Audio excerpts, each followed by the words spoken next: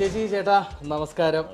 സുരേഷ് ചേട്ടനെ പറ്റി പ്രത്യേകിച്ച് പറയേണ്ട കാര്യമല്ല, ഒരുപാട് പേർക്ക് അറിയാവുന്ന ഒരു വ്യക്തിയാണ്. ഞാൻ തന്നെ ആദ്യം വർഷങ്ങൾക്ക് മുമ്പ് മുകേഷ് ചേട്ടന്റെ ഡ്യൂപ്പായിട്ടാണ് സുരേഷ് ചേട്ടൻ ആദ്യമായിട്ട് കാണുന്നത്. എനിക്ക് തോന്നുന്നു സുരേഷ് ചേട്ടൻ നോട്ട് ചെയ്യപ്പെടുന്നതും ആ ഒരു ഇതിലൂടെ തന്നെ ആയിരിക്കും അല്ലേ?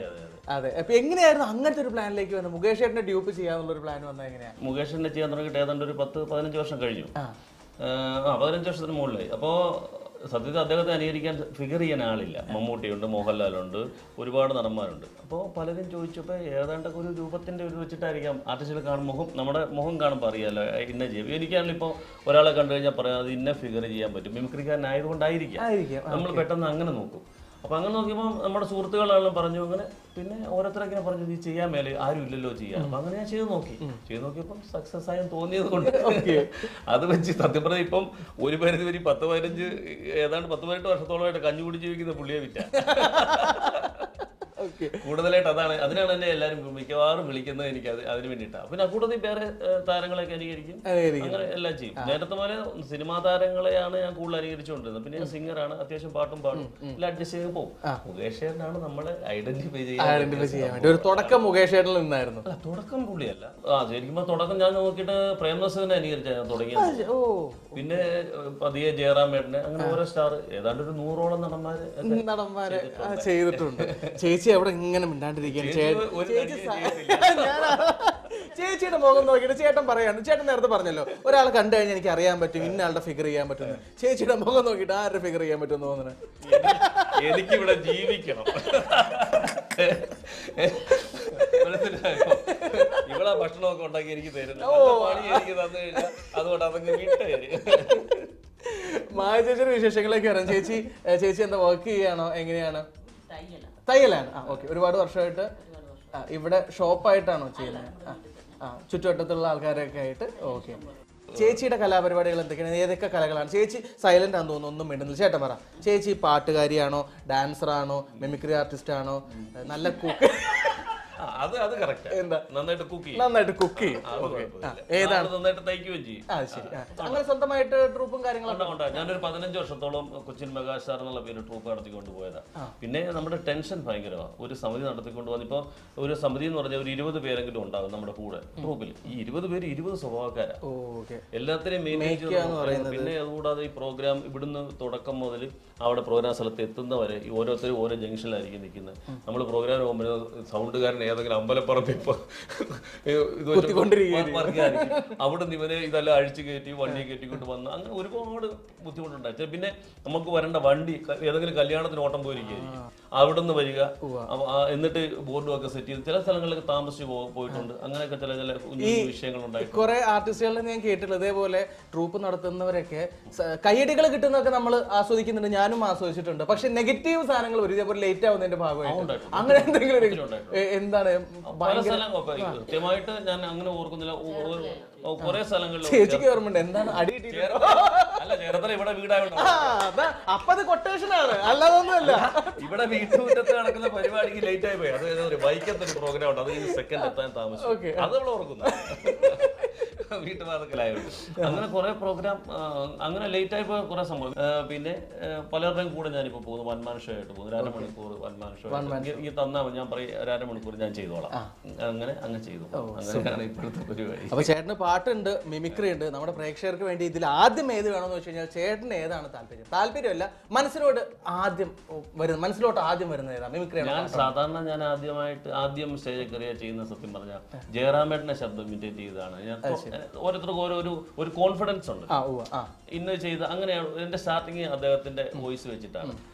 അദ്ദേഹത്തിന് വേണ്ടിയിട്ട് ഞാനൊരു 4 സിനിമയിൽ ഡബ് ചെയ്തിട്ടുണ്ട്. അതായത് തമിഴിൽ നിന്നും മലയാളത്തിലേക്ക് ഡബ് ചെയ്ത്. അതായത് ഒന്ന് തുപ്പാക്കി ഞാൻ ആദ്യം ചെയ്തത്, തുപ്പാക്കി. പിന്നെ ഏകൻ, ഉത്തമ വില്ലൻ, പിന്നെ ഗോട്ട്. ഇതിനുശേഷം ഈയിടെ റെട്രോ അത് തന്നെ വിളിച്ചിരുന്നു. പക്ഷെ എനിക്ക് പോകാൻ പറ്റിയില്ല, ഇവിടെ പ്രോഗ്രാം ഉണ്ടായിരുന്നു. ഇത് ചെന്നൈയിലാണ് ഷൂട്ട്. പോയാലും 2-3 ദിവസം കഴിഞ്ഞ് വരാൻ പറ്റും. ചെന്നാൽ അവിടെ വേറെ കുറെ ആ സിനിമയിൽ തന്നെയാണെങ്കിലും അല്ല വേറെ കുറെ സിനിമകളാണെങ്കിലും നമുക്ക് വേണ്ടി വെച്ചേക്കും. അപ്പൊ ഇതൊക്കെ ഡബ് ചെയ്തിട്ട് പോരാ. ഒരുപാട് സ്റ്റാറുകൾ നടന്മാർക്ക് ഡബ് ചെയ്തിട്ടുണ്ട്. എന്നാലും ജയറാമേട്ടന്റെ വോയിസ് ആണ് മെയിൻ ആയിട്ട് ഞാൻ ചെയ്തിരിക്കുന്നത്. എന്നാ പിന്നെ അത് വെച്ചങ്ങനെ നമുക്ക് തുടങ്ങിയാലോ? ഞാനിപ്പോ ഒരുപാട് ചാനലൊക്കെ ഒത്തിരി ചെയ്തിട്ടുണ്ട്. എന്നാലും ഇച്ചിരി വ്യത്യാസമായിട്ട് ജയറാമേട്ടന്റെ ശരിക്കും വ്യത്യസ്തമായ ഒരു കഥാപാത്രമാണ് നമ്മുടെ നമ്മുടെ വിഷു, നമ്മുടെ സുഹൃത്താണ് അവൻ. വിഷു ഡയറക്റ്റ് ചെയ്ത് പഞ്ചവർണ്ണ തത്ത. അതെ, ഈ സ്കൂൾ നടത്തുന്ന കമ്പനിക്കാർക്ക് ഇപ്പൊ വേറെ കോളേജിലുണ്ടാ. ഈ എഞ്ചിനീയറിംഗ് കോളേജ്, പല്ലിന്റെ കോളേജ്, അങ്ങനെ പലതുണ്ട്. അവർ ലേഡീസ് ഹോസ്റ്റലില് 2 ലാബറാണെ കൊടുക്കാൻ പോയപ്പോ അവരെന്നോട് പറഞ്ഞതാ, ആരോട്ട് നോക്കിക്കോളാൻ. എനിക്ക് പട്ടിയുടെ കച്ചവടമുണ്ട്. ഇത് ആ ഒരു ശരി ചേട്ടാ. അപ്പൊ ഇനിയും ചേട്ടന്റെ കുറെ വിശേഷങ്ങൾ കേൾക്കാനുണ്ട്. അതിനു മുമ്പ് ചേച്ചി കുറെ നേരം അവിടെ പോസ്റ്റ് ആയിട്ടിരിക്കുകയാണ്. ചേച്ചി സന്തോഷമുള്ളൊരു കാര്യം, ചേച്ചി എപ്പോഴും സൈലന്റ് ആണ്, പക്ഷെ ഇത് ചേച്ചിക്ക് സന്തോഷമുള്ള ഒരു കാര്യമാണ്. ചേച്ചി എപ്പോഴും സൈലന്റ് ആണെന്ന് 26 വർഷമായി 26 വർഷം അനുഭവിക്കുന്നത് എന്നോടാ പറഞ്ഞത്. ചേച്ചി ഇപ്പഴാ സൈലന്റ്. ചേച്ചിയുടെ മനസ്സിലുള്ള വിഷമങ്ങളൊക്കെ ചേച്ചി പുറത്ത് പ്രകടിപ്പിക്കുക ചേച്ചി. ചേച്ചി നമുക്ക് ചേട്ടനൊരു ടാസ്ക് കൊടുക്കാം. ചേച്ചിക്ക് അറിയാലോ ഞാൻ വന്നത് എന്തിനാന്നുള്ളത്. എന്ത് പണി കൊടുക്കണം ചേച്ചി പറ, ഇതിനുള്ള മറുപടി. അയ്യോ എന്ത് പണി, എന്ത് എനിക്ക് പണിയാ വരുന്നത്. അനിയന്റെ കല്യാണം മിക്കത്തെ പുല്ലിയെത്താൻ പറഞ്ഞിട്ട് 2 ആഴ്ചയായി പുല്ലിയെത്താൻ പറഞ്ഞിട്ട്. നല്ല പണിയാണ് ചേച്ചി. അപ്പൊ അത് തന്നെ നമുക്ക് അങ്ങ് കൊടുത്താലോ? അത് തന്നെ കൊടുക്കും. അതിനു മുമ്പ് വീട്ടിൽ ആരൊക്കെ ഉണ്ടെന്നും കൂടെ ഞാൻ ഒന്ന് ചോദിക്കാൻ വിട്ടുപോയി. വീട്ടില് ഇപ്പൊ വൈഫ്, മോളുണ്ട്. മോള് മൂത്താണ്. ഇപ്പൊ ഡിഗ്രി എല്ലാം കഴിഞ്ഞു, അവിടെ കല്യാണവും കഴിഞ്ഞു, ഒക്കെ ഒരു കുഞ്ഞായി. മോനുണ്ട്, അവൻ +2 കഴിഞ്ഞിരിക്കുന്നു. പിന്നെ മരുമോൻ എറണാകുളത്ത് അവൻ ജോലിയിലാണ്. അവനിപ്പോ ഇന്ന് വരാൻ പറ്റി. അതെല്ലാം ആകസ്മികമായിട്ടില്ല നിങ്ങൾ വിളിക്കുന്നത്, നമുക്കൊന്നും പ്ലാൻ ചെയ്യാൻ. സത്യമാണ്. എന്തായാലും മരുമകൻ വരുന്ന സമയത്ത് മുറ്റമൊക്കെ നമുക്ക് ക്ലീൻ ആയിട്ട് കാണാം. ഓക്കെ, മരുമകൻ ഞെട്ടിപ്പോകും, ഇത് എന്റെ വീട് തന്നെയാണോ എന്ന് ചിന്തിച്ചു പോകുന്ന രീതിയിൽ ചേട്ടൻ പണിയെടുക്കണം. മനസ്സിലായല്ലോ? പണിയെടുക്കാതെ പറ്റത്തില്ല. അതെ. അപ്പൊ ചേച്ചി ഞങ്ങൾ രണ്ടുപേരും കൂടെ നേരെ മുറ്റത്തേക്ക് ഇറങ്ങാണ്. മുറ്റത്താണോ ബാക്കിലാണോ? എവിടെയാണ്? ഫ്രണ്ടിലാണ്. അപ്പൊ ഫ്രണ്ടിൽ ഞങ്ങൾ നേരെ പോവാണ്. ചേട്ടൻ ഇതിൽ ഡ്രസ്സ് മാറ്റാനുണ്ടോ? അതെ, ഇത് തന്നെ മതിയാ? മാറ്റിയേക്കാം. ഓക്കെ. അപ്പൊ ഞങ്ങൾ ഡ്രസ്സൊക്കെ ചേഞ്ച് ചെയ്തിട്ട് നേരെ പണി സ്ഥലത്തേക്ക് പോകുന്നു. പണിയൊക്കെ കഴിഞ്ഞിട്ട് ചേച്ചി വരണം. പിന്നെ ഇടയ്ക്ക് വല്ല ചായ കാപ്പിയൊക്കെ ആയിട്ട് ചേട്ടന് സഹായിക്കാം. ഓക്കെ, പണിയെടുക്കല്ലേ? വല്ല ബംഗാളിക്ക് കൊടുക്കൂലോ നമ്മള്, രാവിലെ 11 മണിക്ക് ചായ, അത് വേണമെങ്കിൽ കൊടുക്കാം. ചേട്ടാ അപ്പൊ നമുക്ക് പോവല്ലേ? ഡ്രസ്സൊക്കെ മാറി ചേട്ടൻ നല്ല സുന്ദര കുട്ടപ്പനായിട്ട് വന്നിട്ടുണ്ട്. ഇതാണോ സ്ഥിരം ഇവിടുത്തെ വേഷം? നാട്ടുമ്പുറത്ത് എങ്ങനെ നടക്കാറ് ഈ നാട്ടില്? ഈ നാട്ടില് ചിലതൊക്കെ നടക്കും. ഓക്കെ, ഞാൻ അധികം ദീർഘിപ്പിക്കുന്നില്ല. എപ്പോഴൊക്കെ ഇങ്ങനെ ക്ലീൻ ചെയ്യുന്ന സമയത്തെ പൊതുവെ ഒരു നാട്ടിൻപുറത്തുകാരന്റെ ഒരു ഇതാണ് എനിക്കും ഇഷ്ടം. ഇങ്ങനെ ഒരു കയ്യില് തലയിൽ ഒരു കെട്ട്, ഇങ്ങനെ ഞാൻ ചെയ്യാറ്. ചിലപ്പോ ഞാൻ വല്ലപ്പോഴും വിറക് കയറും, അപ്പോഴും ഇങ്ങനെ ചെയ്യും. ചിലപ്പോ മേനോൻ സാറ് പറയാറുണ്ട്, ടൗല് പെനെ കിട്ടുന്നത് എന്തിനാന്ന് ചോദിക്കുമ്പോ എന്റെ ഒരു കോൺഫിഡൻസ് ആണ് പറയുന്നത്. സത്യം, അത് ഞാനും അനുഭവത്തിലൂടെ മനസ്സിലാക്കിയ കാര്യം. ഇങ്ങനെ ചില കുഞ്ഞു കുഞ്ഞു പരിപാടികൾ, ഇതുപോലെയൊക്കെയുള്ള ക്ലീനിങ്, ഇങ്ങനെ കാര്യങ്ങൾ ചെയ്യുമ്പോൾ ഞാൻ ശരിക്കും തോർത്ത് കിട്ടും. എന്തോ ഒരു നമ്മുടെ ഒരു കോൺഫിഡൻസ്. അപ്പൊ എന്തായാലും ആ ഒരു കോൺഫിഡൻസോട് കൂടി നമുക്ക് പണിസ്ഥലത്തേക്ക് പോയാലോ? ഓക്കെ ചേട്ടാ.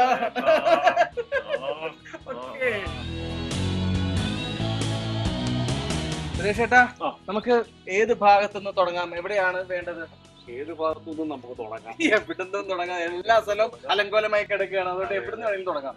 ചേട്ടന്റെ കോൺഫിഡൻസ് ലെവൽ എവിടെ നിന്ന് തുടങ്ങുമ്പോഴായിരിക്കും കൂടുന്നത്? എനിക്ക് ഒരു കോൺഫിഡൻസ് നമുക്ക് ഇവിടെ നിന്ന് തുടങ്ങിയേക്കാം. ഓക്കെ, ഏതായാലും പെണ്ണുമ്പോ തന്ന പണി കൊള്ളാം.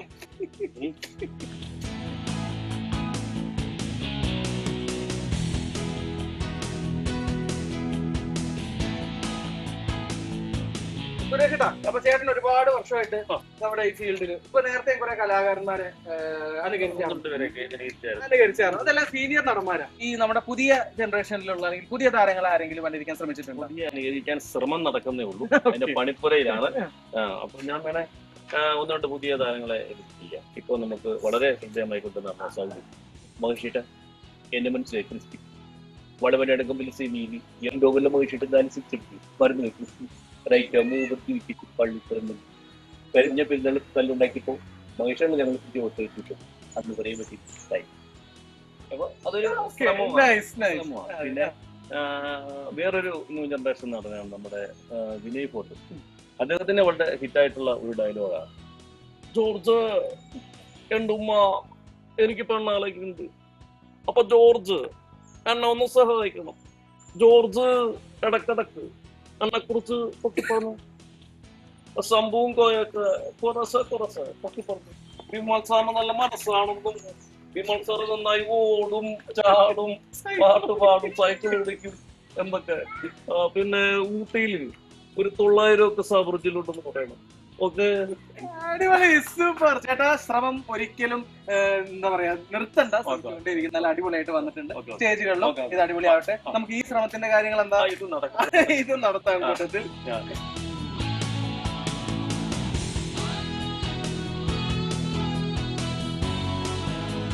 അപ്പൊ പണിയെടുത്തോളൂ. ഞാൻ തന്നെ ക്ലീൻ ചെയ്യണമല്ലേ?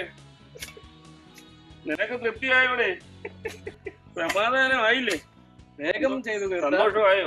സന്തോഷാട്ടെ, സന്തോഷാട്ടെ.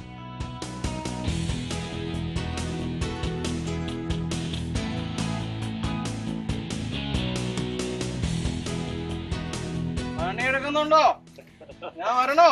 ഭീഷണിപ്പെടുത്തി എന്നെ കൊണ്ട് പണിയിപ്പിക്കുകയല്ലേ? അതിനെക്കാട്ടും നിങ്ങളോട് സാധനം എന്നെ കൊണ്ട് ടാസ്കും ചെയ്യിപ്പിച്ച് വിദ്യാർത്ഥി കാലത്ത് തന്നെ ജോലി ചെയ്യിപ്പിക്കുന്നു. ഉറുമ്പാണ്. ആ, ഉറുമ്പാണ്. ഉണ്ടാവും.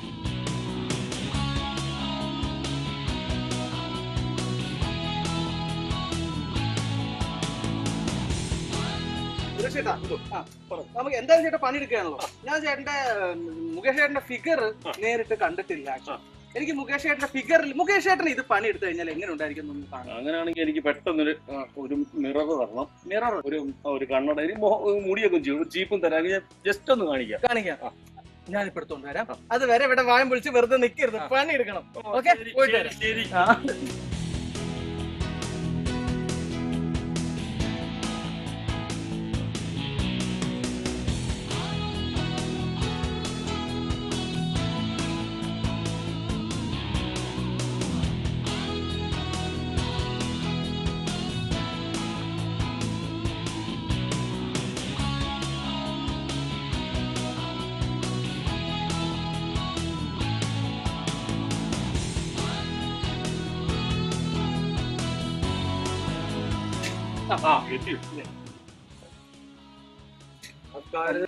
പ്രോപ്പർട്ടി ഇത് പിടിച്ചു.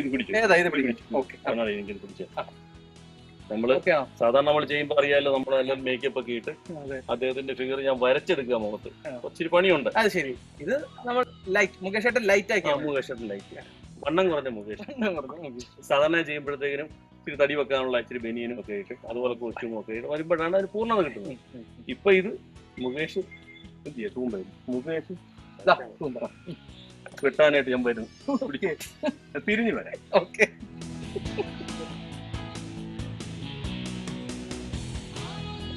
കണ്ടോടെ, എനിക്ക് തന്ന ടാസ്ക് എന്റെ ഭാര്യ മിറ്റം മൊത്തം വൃത്തിയാക്കാൻ. ചെയ്യുക. കണ്ടോ എന്റെ ഒരു അനുഭവം, എന്റെ ഒരു ഗതികേട്. 26 വർഷമായിട്ട് അനുഭവിക്കാൻ തുടങ്ങിയിട്ട് ഒരു മാറ്റവും ഇല്ല. തൃപ്തിയായില്ലേ? മതിയായില്ലേ? എന്നാ പൊക്കൂടെ?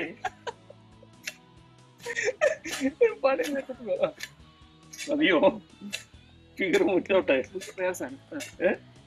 മുകേഷ് ചേട്ടൻ ഇങ്ങനെ തൊടുമ്പോ മുകേഷ് ചേട്ടൻ ഇങ്ങനത്തെ ഒരു സാധനം ആവാറുണ്ട്. അത് ചേട്ടൻ പണിയെടുത്തു. അത് നിങ്ങൾ തൊട്ടാലേക്ക് അങ്ങനെ ആകും. അയ്യോ,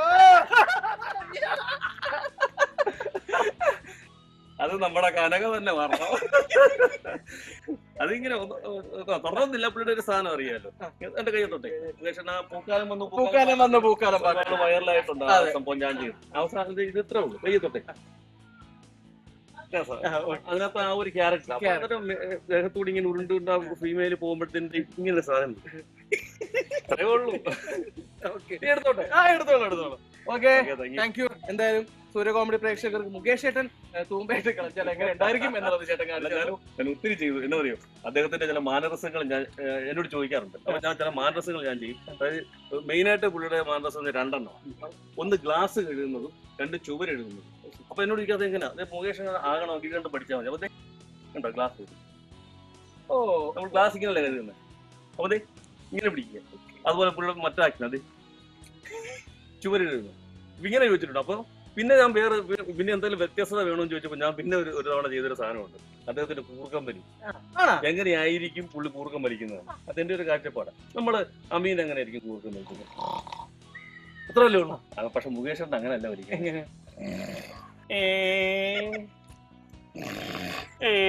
ഇങ്ങനെ ആയിരിക്കും പഠിക്കുന്നത്. Super super. അപ്പൊ എന്തായാലും ബാക്കി പരിപാടികളും നടക്കട്ടെ, പണികൾ നടക്കട്ടെ. സമാധാനമായില്ലല്ലേ, ബാക്കിയും കൂടെ ജയിപ്പിക്കുക എന്നെ കൊണ്ട്. ഇതേപോലെ ഇടയ്ക്കിടയ്ക്ക് ഓരോ റിലാക്സേഷന് വേണ്ടി ഞാൻ വരും. അനുഭവിക്കാൻ ഞാൻ തയ്യാർ.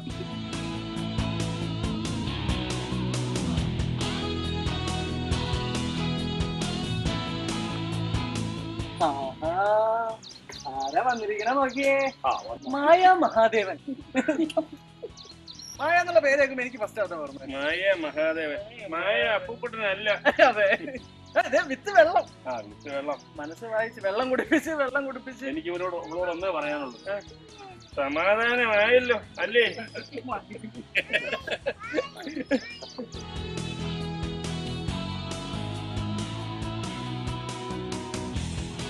ചേച്ചി നോക്കിയേ, പറമ്പ് വൃത്തിയായോ? റെഡിയായി? ഇത്ര മതി? ഇതിനകത്ത് കുറെ ഇതൊക്കെ ഞാൻ കാണുന്നുണ്ട്. മെറ്റിലൊക്കെ കിടക്കുന്ന കാരണം അവിടെ കൈകൊണ്ട് പറിച്ചാലേ ശരിയാകും. അതിനൊന്നും തൂമ്പാ ചെല്ലത്തില്ല. അപ്പൊ അത് കാരണം അതൊക്കെ പയ്യെ ചെയ്യാം. അപ്പൊ ചേച്ചിക്ക് സന്തോഷമായല്ലോ, ചേട്ടന് സന്തോഷമായല്ലോ. രണ്ടുപേരും സന്തോഷമായ സ്ഥിതിക്ക് ഈ ടാസ്ക് നമ്മൾ ഇവിടെ വെച്ച് അവസാനിപ്പിക്കുകയാണ്. നമ്മുടെ ഗെയിം സെഗ്മെന്റിലേക്ക് കടക്കാൻ പോവുകയാണ്. റെഡി അല്ലേ? റെഡിയാ.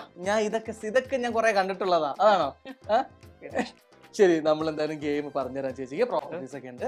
ആദ്യം തന്നെ ഒരു സ്റ്റിക്ക്. ഓക്കെ, ഈ സ്റ്റിക്ക് എങ്ങനെ എടുക്കുക? ഒരു കൈ ബാക്കിലേക്ക് വെക്കുക. ശ്രദ്ധിക്കണേ.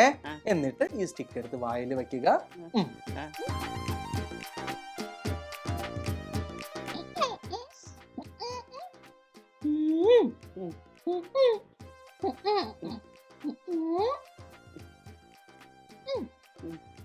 ഇങ്ങനെ 6 ഇങ്ങനെ അട്ടിക്ക് ഒരു ബിൽഡിംഗ് പോലെ വെക്കണം.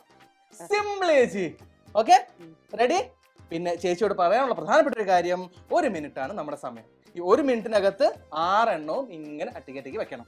Your time starts now.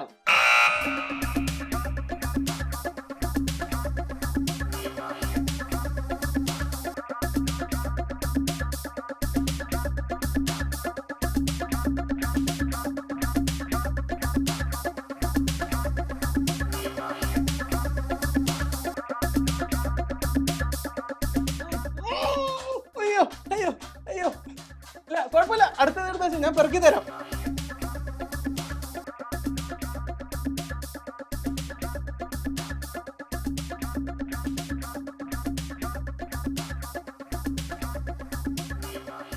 അത് സ്റ്റിക്കാണ്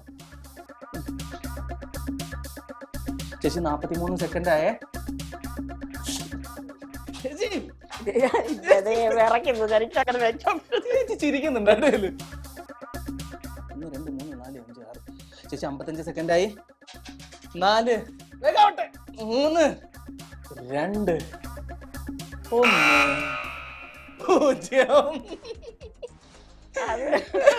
പറയൂ. അത് പറയൂ ചേച്ചി. സാരമില്ല, ആക്ച്വലി ഇത് വളരെ സിമ്പിൾ ആയിട്ടുള്ള ഒരു ഗെയിം ആയിരുന്നു. പക്ഷെ കുഴപ്പമില്ല ചേച്ചി, നമ്മുടെ എക്സ്ക്ലൂസീവ് ഗിഫ്റ്റ് മാത്രമേ മിസ്സായിട്ടുള്ളൂ. ചേച്ചിക്ക് അറിയാലോ, വേറെ സമ്മാനം നമ്മൾ കൊണ്ടുവന്നിട്ടുണ്ട്. അതൊക്കെ വേണ്ടേ ചേട്ടാ? നമ്മൾ ഗെയിം സെഗ്മെന്റ് ഒക്കെ അവിടെ കഴിഞ്ഞു. ജസ്റ്റ് മിസ്സിന് എക്സ്ക്ലൂസീവ് ഗിഫ്റ്റ് മിസ്സായി പോയി. ചേട്ടന് എന്ത് തോന്നുന്നു? ചേട്ടന്? എനിക്ക് ഒരുപാട് സന്തോഷം തോന്നുന്നു. അതെന്തൊരു സന്തോഷം? അതായത് ഇപ്പോഴെങ്കിലും അവള് തോക്കുന്നത് കണ്ടല്ലോ. എന്നും അവളാണല്ലോ ജയിക്കുന്നത്, ഞാനാ തോക്കുന്നത്. നമ്മുടെ ഫാമിലി എല്ലാവരും വന്നിട്ടുണ്ട്. ചേട്ടൻ തന്നെ പരിചയപ്പെടുത്തി ഞാൻ പറഞ്ഞിരുന്നു, ഒന്നുകൂടെ പറയാം. ഇത് പിന്നെ അറിയാലോ, മൂത്ത മോള്, ഇത് മോടെ കുഞ്ഞ്, അത് ഇളയ അനിയൻ. അപ്പൊ അവന്റെയാണ് കല്യാണത്തിന്റെ ആയി വരുന്നത്. അത് മോൻ, അവനിപ്പോ +2 കഴിഞ്ഞിട്ട് നിൽക്കുന്നത്. അപ്പൊ എന്തായാലും വിവാഹ മംഗളാശംസകൾ. ഗിഫ്റ്റ് കൊണ്ട് ഞങ്ങൾ മുന്നേ വന്നു. ഒരു പക്ഷെ കല്യാണത്തിന് ലഭിക്കുന്ന ആദ്യത്തെ ഗിഫ്റ്റ് ഞങ്ങളുടേതായിരിക്കും. ആണോ?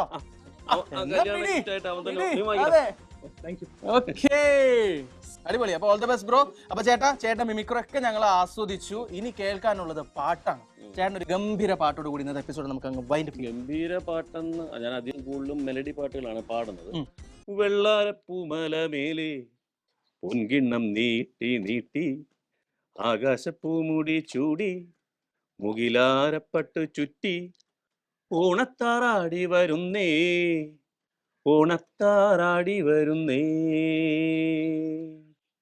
വെള്ളാരപ്പൂമലമേലെ പൊൻകിണ്ണം നീട്ടി നീട്ടി ആകാശപ്പൂമുടി ചൂടി മുകിലാരപ്പട്ട് ചുറ്റി ഓണത്താറാടി വരുന്നേ ഓണത്താറാടി വരുന്നേ.